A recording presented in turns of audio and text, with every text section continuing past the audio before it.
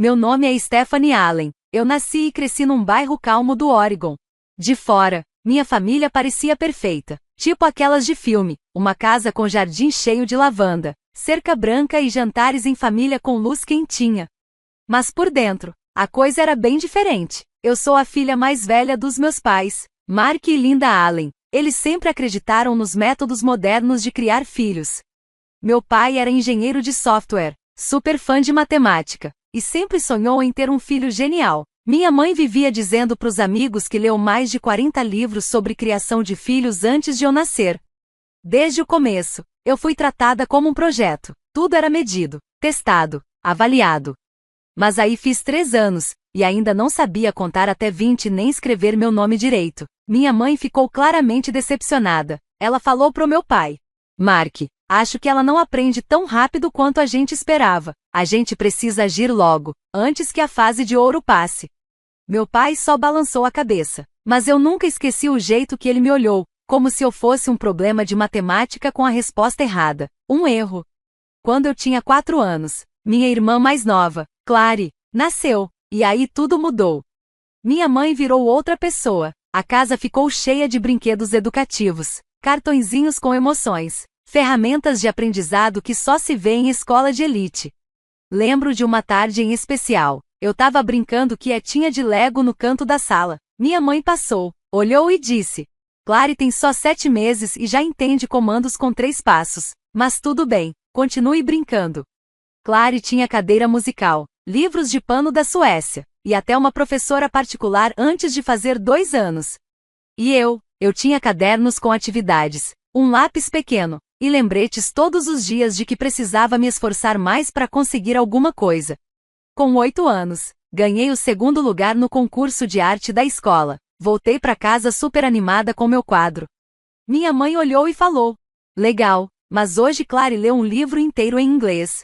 Meu pai nem falou nada, estava ocupado montando um jogo de lógica para Clary lá embaixo. Aprendi a não esperar elogios, nem carinho, nem orgulho. Virei quase um fantasma na minha própria casa, presente, mas invisível. O momento em que tudo realmente mudou foi no outono, quando eu fiz 12 anos. Sempre tive meu quarto. Era lá em cima, com uma janelinha que dava para uma floresta. A luz da manhã entrava pelos cantos e deixava tudo lindo. Eu amava aquele quarto. Era o único lugar onde eu me sentia bem. Uma noite, depois de fazer minha lição e colar um desenho novo na parede, a Clara entrou do nada e disse: Mamãe falou que eu vou ficar com esse quarto. Ele é maior e eu preciso de espaço pro meu novo cantinho de estudos. Olhei para ela achando que era piada. Falei firme: não, esse é o meu quarto. Ela só deu de ombros e saiu. Menos de 24 horas depois, cheguei da escola, e tudo já tinha mudado. Minhas coisas estavam no quartinho pequeno perto da lavanderia, e o meu antigo quarto agora tinha o nome da Clary na porta, uma escrivaninha branca novinha, cheia de coisas novas. Entrei no quarto novo. Era apertado, frio, mal cabia a minha cama. A mesinha era pequena demais para os meus livros. Fiquei parada ali, de punhos fechados, tentando não chorar. Mãe, chamei. Por que você fez isso? Aquele era o meu quarto, desde que eu era pequena. Ela nem olhou para mim. Você já está mais velha. Devia aprender a ceder. A Clary precisa mais. Não faça drama, Stephanie. Eu não respondi. Voltei pro quarto. Fechei a porta e me sentei na beira da cama. A luz do corredor entrava fraquinha por debaixo da porta. Meio fria, meio estranha. Pela primeira vez, eu senti com certeza, naquela casa, eu era só o resto. Mesmo sendo a filha mais velha, no meu último ano do ensino médio, tudo ainda girava em torno da Clary. Ela agora era aluna de uma escola particular top. Ia e voltava de SUV novo e tinha professor particular 2 vezes por semana. E eu continuava na escola pública, ia a pé todo dia, fazia tudo sozinha, a lição, atividades, tudo por conta própria. Nunca reclamei, já tinha me acostumado a ficar fora dos holofotes. Mas nada me preparou para o dia em que a ideia de justiça foi completamente jogada fora bem ali, na mesa do jantar. Naquela noite, meus avós, Arthur e Ellen, vieram nos visitar. Eles eram os únicos que realmente me viam e me escutavam de verdade. Estávamos comendo lasanha da mamãe, e a Clary não parava de falar sobre os planos dela pro programa de verão em Stanford. Isso é ótimo, disse a vovó Ellen. Sorrindo. Depois, ela se virou para mim. E você, Stephanie, já pensou em faculdade? Levantei os olhos, feliz por, pela primeira vez, poder falar de mim. Me inscrevi na Universidade do Oregon e na UC Davis. Acabei de ser aceita no curso de administração do Oregon. Ganhei uma bolsa parcial. Se eu conseguir mais ajuda Nem terminei. Minha mãe largou o garfo e a faca. O barulho foi alto. Stephanie, ela disse com a voz firme, seu pai e eu conversamos. Esse ano, não vamos conseguir te ajudar com a mensalidade. Pisquei, sem acreditar. O quê?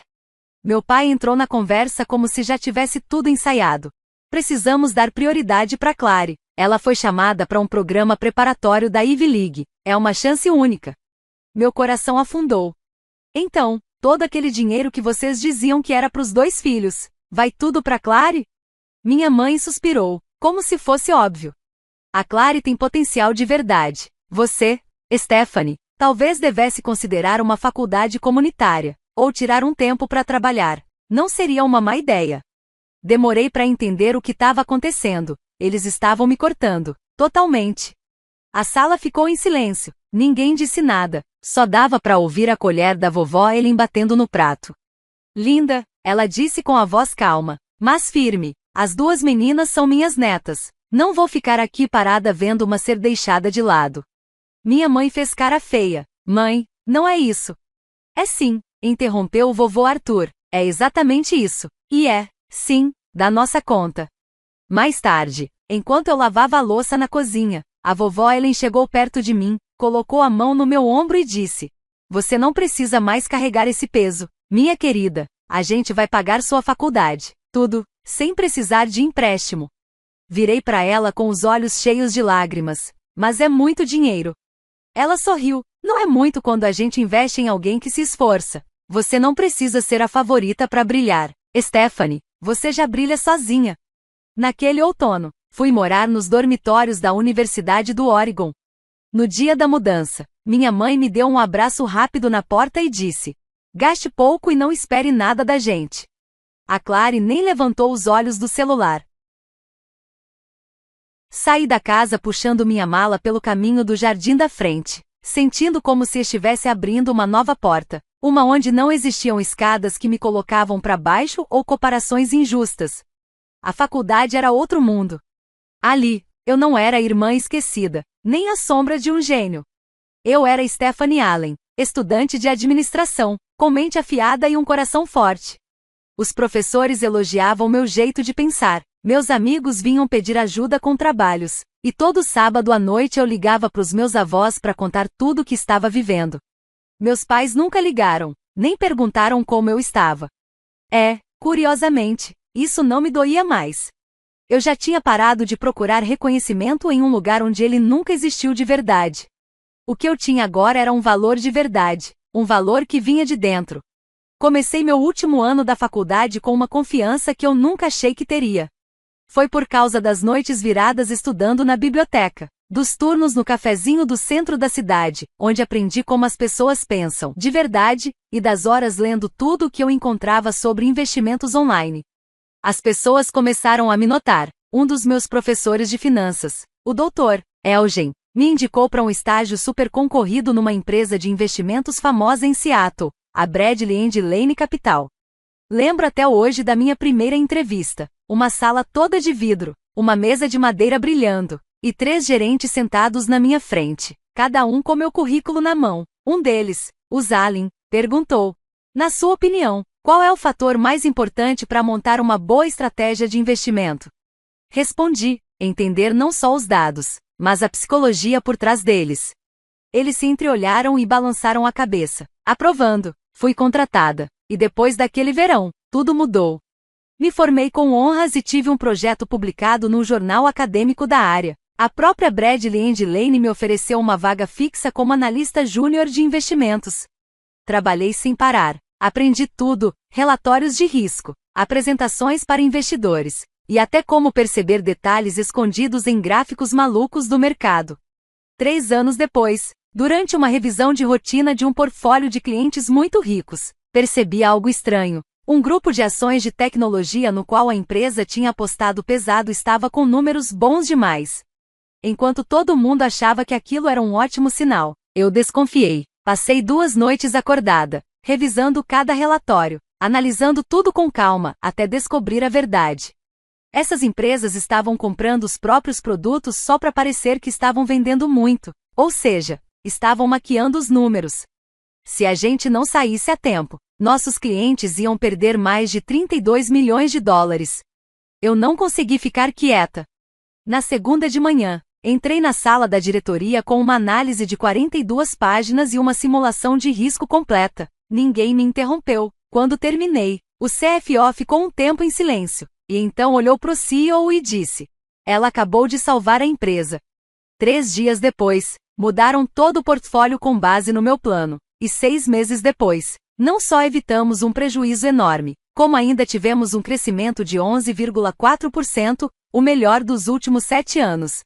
Fui promovida a estrategista-chefe de investimentos. Mas eu não parei aí. No meu tempo livre, comecei a desenvolver um sistema novo de análise de risco. Usei comportamento de mercado, psicologia do consumidor, tendências nas redes sociais e até eventos políticos mundiais. A indústria sempre dizia que esse tipo de coisa não dava para medir, mas eu dei um nome, chamei o sistema de PRIZ. No começo, era só um projeto meu, mas depois que ele previu certinho 3 grandes mudanças no mercado antes mesmo de acontecerem, a chefia prestou atenção.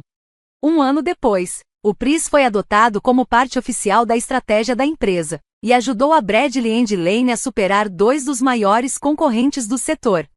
Lembro até hoje o dia em que fui chamada para uma reunião com a diretoria. O CEO, Richard Langley, me olhou e disse, sorrindo: "Stephanie, estamos criando um novo cargo, diretora de investimentos estratégicos, e ninguém merece mais do que você." Fiquei sem ar. 4 anos antes, me disseram que talvez fosse melhor trabalhar um tempo antes de pensar em faculdade. Agora eu estava sendo colocada na liderança de uma empresa multimilionária.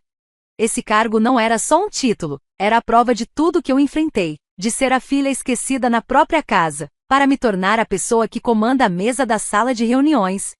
Mas naquela noite, eu não comemorei com champanhe nem festa chique. Fui para a casa dos meus avós, aquela casa de tijolinho vermelho, simples e cheia de amor. A vovó Ellen estava assando alguma coisa, e o vovô Arthur preparava chá.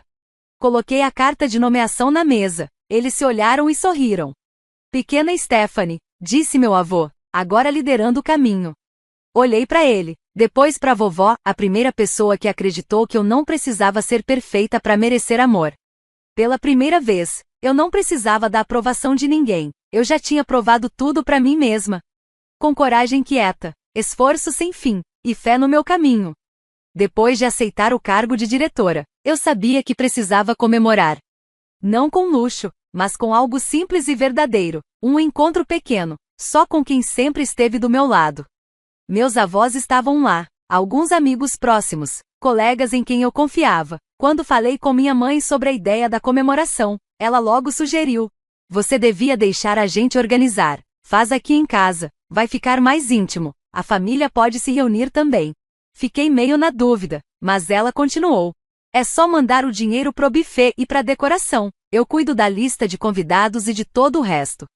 Eu não sabia se ia dar certo, mas pensei que talvez, depois de tudo, essa pudesse ser uma chance da gente recomeçar. Então transferi $3.500 para a conta dela e não perguntei mais nada.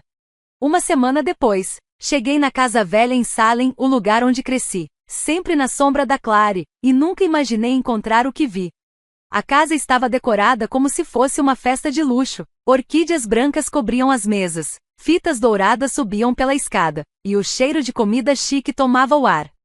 Vi meus avós perto do barzinho, conversando com os parentes. De repente, Clary desceu a escada com um vestido de cetim vermelho, super chamativo, maquiagem impecável. Ao lado dela, vinha um cara alto e elegante que eu nunca tinha visto antes.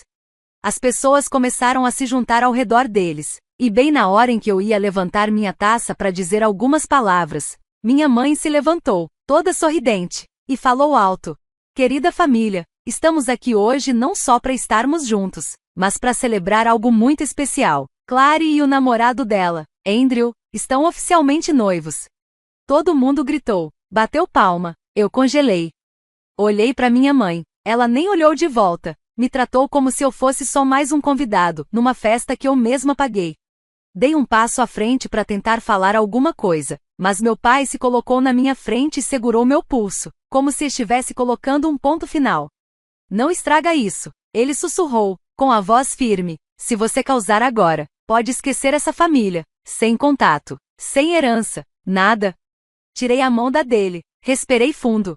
Uma parte de mim queria virar as costas e ir embora, deixar eles lá com esse teatrinho, mas outra parte, aquela que viveu tempo demais sendo ignorada, se recusou a ficar calada. Voltei pro meio da sala, levantei minha taça de champanhe e falei, com licença, gente, será que posso falar um minutinho? Todo mundo virou para mim, Clary parou de andar, minha mãe franziu a testa. Comecei calma, mas com firmeza. Hoje eu queria celebrar um momento muito importante da minha vida. Fui recentemente nomeada diretora de investimentos estratégicos na Bradley & Lane, uma grande empresa financeira em Seattle. Dei uma pausa e olhei ao redor. Fui eu quem mandou o dinheiro para esse evento. Minha mãe disse que ia organizar tudo, mas em momento nenhum falou que seria uma festa de noivado. Um burburinho começou no salão. Meus avós ficaram parados, meio sem reação. Não sou contra o noivado da Clary, continuei. O que me dói é que, mais uma vez, minha própria família tentou me apagar no meu próprio momento, como fizeram comigo a vida toda. Andrew olhou para Clary, com um ar confuso. Você me disse que era só um encontro de família. O rosto da Clary ficou vermelho. Andrew, eu só queria esperar o momento certo. Usar o dinheiro da sua irmã para fazer esse show todo? Ele cortou. Agora falando mais baixo, eu vim achando que ia me sentir bem-vindo, não para ver alguém sendo deixado de lado no próprio momento. Ele colocou o copo na mesa e foi embora. Clary correu atrás dele, mas não adiantou. A sala ficou em um silêncio pesado. Meu pai se levantou, com o rosto vermelho de raiva. Você devia saber o seu lugar, Stephanie. Isso aqui ainda é. Não, eu interrompi. Esse lugar foi construído em cima de favoritismo. Isso aqui já não é mais um lar. Me virei para os meus avós. Eles continuaram parados, mas a vovó Ellen estava com os olhos cheios d'água. O vovô Arthur segurou minha mão quando cheguei perto. Não preciso que o resto da família entenda quem eu sou. E saí pela porta, a mesma que um dia eu saí quieta, mas, dessa vez, saí de cabeça erguida. Andrew já tinha ido embora da festa, sem falar mais nada. Clary correu atrás dele até a varanda, mas a porta do carro fechou antes que ela pudesse dizer qualquer coisa. As luzes traseiras do Mercedes sumiram entre as árvores, e o silêncio tomou conta do lugar que, minutos antes, estava cheio de risos. Clary se virou, com os olhos cheios de lágrimas, mas logo ficou com raiva. Você sempre teve inveja de mim, não aguenta me ver feliz, então faz de tudo para estragar. Fiquei parada, não respondi, pela primeira vez, aquilo não me machucou, eu só me senti cansada da mesma culpa de sempre, repetida como disco arranhado.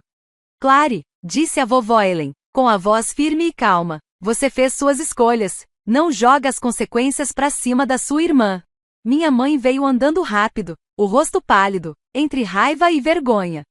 Stephanie, quem você pensa que é para humilhar sua irmã na frente da família?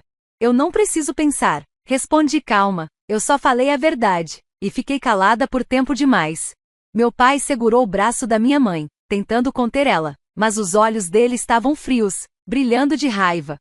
Se você sair por essa porta hoje, ele disse com a voz gelada, não faz mais parte dessa família, esquece herança, esquece ligação, pra gente, você nunca existiu.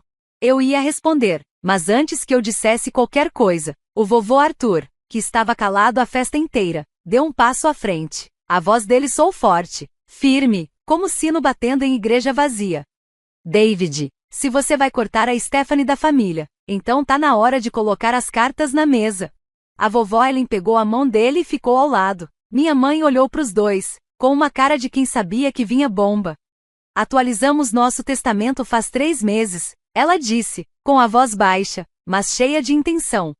Tudo que temos, a casa, as economias, as ações, vai ficar para Stephanie. Minha mãe deu um suspiro alto. Surpresa, o quê? Já vimos o bastante, disse o vovô Arthur. o suficiente para entender quem vive com valores e quem vive de mimo. A Clara é minha filha de sangue. Minha mãe quase gritou. E a Stephanie é a única dessa família que nunca pediu nada, nunca reclamou e nunca precisou pisar em ninguém para chegar onde chegou, respondeu a vovó Ellen, com a voz um pouco trêmula, mas firme no olhar. A gente não vai recompensar mentira ou favoritismo. Clary começou a chorar, o orgulho dela indo embora junto com as lágrimas. Saiu correndo escada acima, o vestido vermelho balançando como uma mancha numa pintura quebrada. Minha mãe ficou parada no meio da sala, com os lábios tremendo. Meu pai virou o rosto, sem falar nada. Peguei minha bolsa, olhei para os meus avós, com o coração acelerado. Eu nunca pedi por isso, eu não preciso da herança. Sabemos disso, disse o vovô Arthur, sorrindo, e é exatamente por isso que você merece mais do que qualquer um aqui. Olhei em volta da casa, antes era só um lugar cheio de mágoas. Agora, parecia um palco onde a verdade finalmente foi contada. Um por um, os parentes se levantaram das cadeiras, evitavam meu olhar, como se tivessem acabado de acordar de um sonho errado. Ninguém me impediu quando me virei para ir embora. Saí, sentindo o vento leve da noite de primavera tocar meu rosto, junto com o cheirinho das flores de macieira do quintal. Ouvi a porta se fechar atrás de mim, mas dessa vez não foi uma porta batendo, foi o fim de um capítulo, o fim de muitos anos de silêncio e dor guardada. No caminho de volta para a casa dos meus avós, a vovó Ellen pegou minha mão com carinho. Você não precisa mais lutar para provar nada, Stephanie, ela disse, agora você pode simplesmente ser você. Olhei para ela, com os olhos cheios d'água. Eu nunca me senti tão em paz, não por causa do dinheiro, nem do reconhecimento, mas porque, pela primeira vez, eu escolhi a mim mesma, em vez de ficar correndo atrás da aprovação de quem nunca me enxergou de verdade. Já se passaram 3 anos desde aquela noite, a noite em que saí da casa dos meus pais pela última vez, carregando comigo a verdade, a dor, e uma força que eu nem sabia que tinha. Nunca olhei para trás, e nunca senti vontade de olhar. Nesses 3 anos, me dediquei de corpo e alma ao trabalho na Bradley & Lane. Todas as manhãs antes do sol nascer, todas as noites silenciosas no 19º andar, lá estava eu, ajustando a estratégia, afinando o algoritmo PRIS, acompanhando o mercado, e guiando minha equipe por momentos que, antes, pareciam impossíveis. Quando o atual CEO, Richard Langley, anunciou que ia se aposentar, ninguém esperava que ele fosse me escolher como substituta, mas, para mim, não foi sorte, foi o resultado de todo o esforço, das noites sem dormir e de cada decisão difícil que precisei tomar. No dia em que fui oficialmente nomeada CEO da Bradley & Lane Capital, eu tinha 30 anos, me tornei a mulher mais jovem a ocupar esse cargo em mais de 60 anos de história da empresa. O anúncio foi feito no salão principal, as luzes das câmeras piscavam e todos os lugares estavam ocupados por acionistas. Eu estava ali, naquele palco, não para impressionar, mas para representar uma nova geração, alguém que não precisou nascer no topo para construir sua própria conquista. Depois do discurso, peguei o celular e liguei para os meus avós. Consegui, sussurrei, com a voz cheia de emoção. O vovô Arthur deu uma risadinha do outro lado da linha, e a vovó Ellen repetiu, nunca vou esquecer, você sempre foi digna, Stephanie, desde o primeiro dia. Enquanto isso, a 60 quilômetros dali, em Salem, a cidade onde cresci, as coisas não tinham mudado muito. Clara estava com 27 anos, já não usava mais o anel de noivado, também não tinha um emprego fixo. Desde que Andrew foi embora naquela noite, a vida dela virou uma sequência de tentativas frustradas. Abandonou um curso de moda, dizendo que era pressão demais, tentou ser criadora de conteúdo, mas desistiu porque ninguém entende meu estilo. No fim, voltou a morar com meus pais, no mesmo quarto que um dia foi meu. Não falo com meus pais desde aquela noite. Às vezes meus avós comentam que eles perguntam de mim por amigos em comum, mas eu não me importo mais. Aprendi que nem todo laço precisa durar, principalmente quando ele é feito de egoísmo e negação.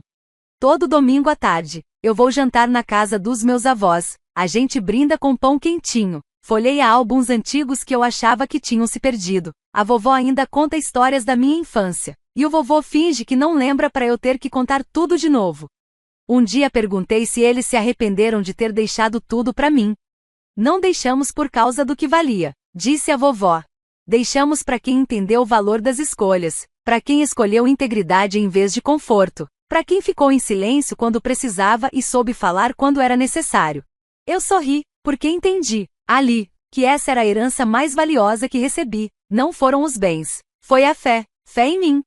Numa tarde de primavera, depois de uma reunião global no escritório, eu estava saindo quando vi alguém me esperando no saguão principal.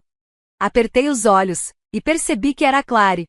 Ela estava mais magra, com um olhar meio perdido, mas ainda usava o visual de sempre, casaco caro e salto alto bem arrumado. Não vim aqui para pedir desculpa, disse Clary logo de cara, como se aquilo fosse uma proteção. Só quero saber como você tá conseguindo ir tão bem sem ninguém te ajudar. Olhei para ela, sem raiva, sem pena. Porque eu não tinha nada, Clary, e foi aí que aprendi a me virar sozinha. Isso é algo que você nunca precisou fazer. Clary me encarou por alguns segundos, não respondeu, só virou as costas e foi embora. Não sei se um dia ela vai mudar, mas sei que eu nunca mais vou ser a irmã que sempre cedia, que aceitava tudo calada só para manter a paz. Voltei pro meu escritório, onde minha equipe me esperava para começar algo novo, juntos. E ali eu entendi, não importa onde tudo começa, se você não se abandona no caminho, o destino sempre vale a pena. Minha história não é só sobre lidar com o favoritismo na família, é sobre o poder da persistência e do valor que a gente tem por dentro. Teve um tempo em que fui deixada de lado, até na minha própria comemoração, mas eu escolhi seguir em frente, não por vingança, mas por verdade, por dignidade. Hoje, não procuro mais aprovação de quem já me negou no passado, porque agora eu sei onde é meu lugar, ao lado de quem acredita em mim de verdade. Mais importante que tudo, eu aprendi a acreditar em mim mesma. E você? O que acha da decisão da Stephanie? Ela foi dura demais? Ou era exatamente o que ela merecia depois de tudo que viveu?